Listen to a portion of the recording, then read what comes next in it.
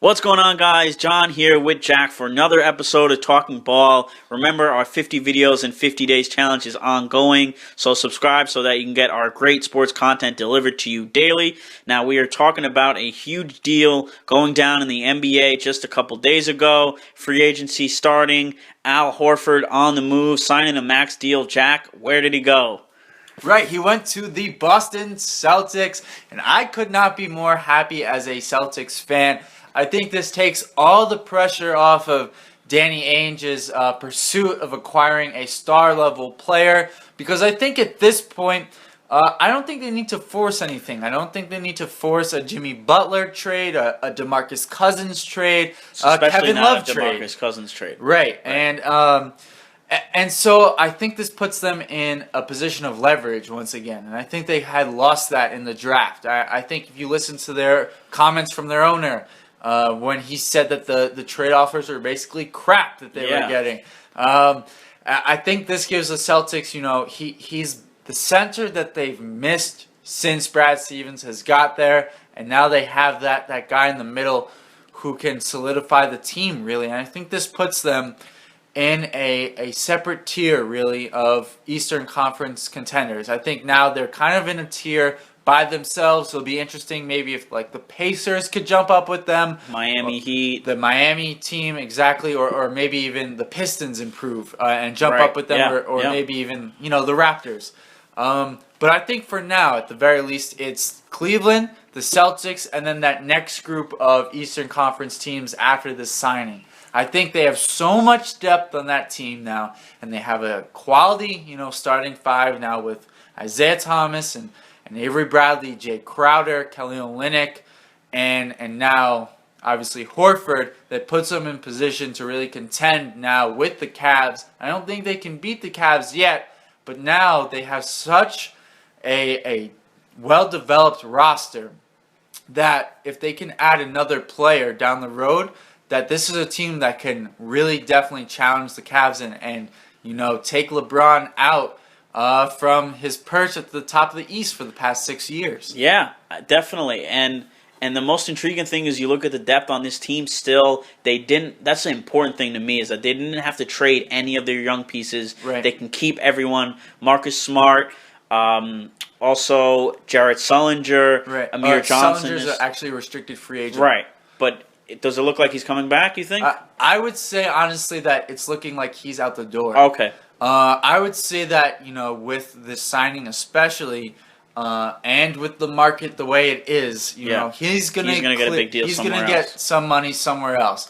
And, looking at some deals that have gone down, like Marvin Williams got 4 years, $52 million, I believe.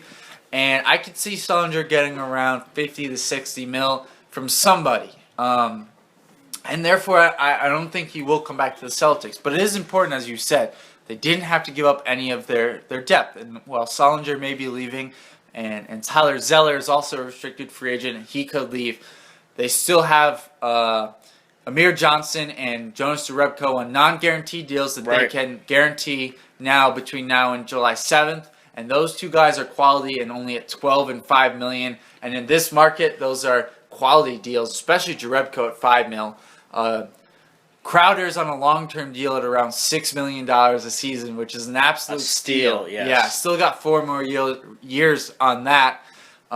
Bradley's locked up for a couple more years. Same with Isaiah Thomas. Obviously, you mentioned Marcus Smart. They still have a lot of depth guys and young guys at that, like R.J. Hunter, James Young, depending on what you feel about him. And a guy I'm really high on as a big man, Jordan Mickey. I think he's going to join the rotation this year as a small ball 5.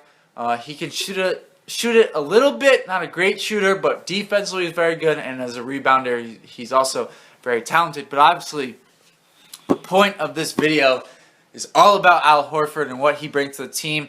He can score on the inside. He's added a 3-point shot to his game. And defensively, I think is important. They haven't had a center really who can do both offensively and defensively in Boston really since Kevin Garnett left.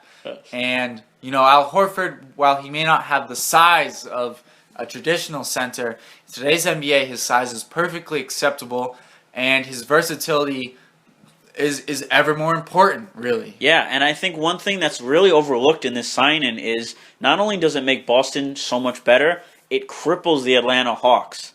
And that's important in the East where that you were talking about the tiers. Behind the Cavs, there was no clear second best team in the East before this deal. And now with Al Horford moving to the Celtics, the Hawks now, gone is Jeff Teague, gone is Horford. They replaced him with Schroeder now, who will step in for Jeff Teague, and Dwight Howard, who, if you watch our top 3 worst free agency signings, you'll see what I think of Dwight Howard. But I think this is important for the Celtics, as you say, taking that next step, being the second best team in the East.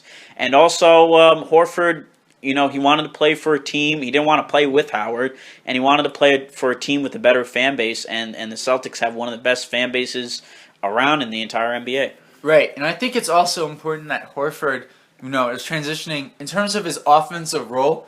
I think in terms of like number of shots and stuff like that and possessions, it's going to be pretty similar to what it was on the Hawks. Right. I don't think he's going into a role where he needs to shoot more or he's going to have less shots. I think it's actually for him, and I think it was probably part of his decision, comfort-wise, right?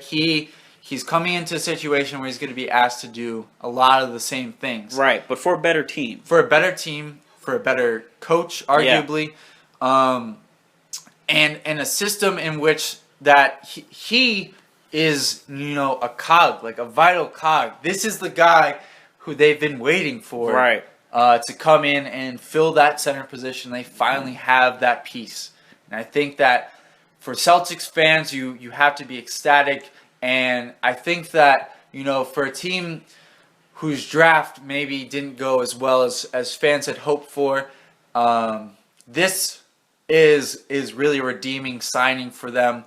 And like I said earlier, I think this takes all the pressure off. I don't think it matters, if they sign. I mean, obviously, if they sign Kevin Durant, that would be massive. That would propel them right neck and neck with LeBron. Right, but they don't need to. Yeah. And I think that now with the Nets picks coming in the next couple of seasons, they still have time for some of these young players to grow. They're in a great position now to have success in the Eastern Conference for a number of years to come. And when that trade happened with KG, Paul Pierce, and the other Jason Terry, right?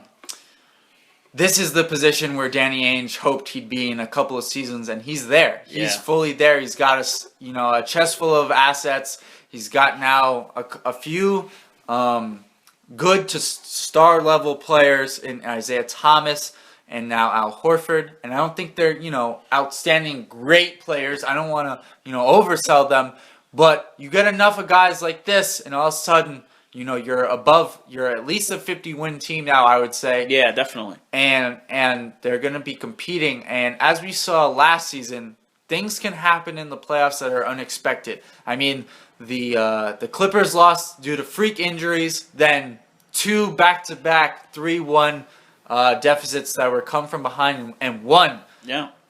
In the Western Conference Finals and then the Finals. So things can happen. And as long as you have a team that gets to the playoffs and gives yourself a chance, things can happen, and a championship could be won, possibly. Yeah, absolutely. So there you go, Celtics fans. A really huge signing. The signing you've been looking for a while now. And Kevin Durant on the way? Who knows? We'll see. Let us know what you think, if you agree or if you disagree, in the comments below. Thanks for listening, guys.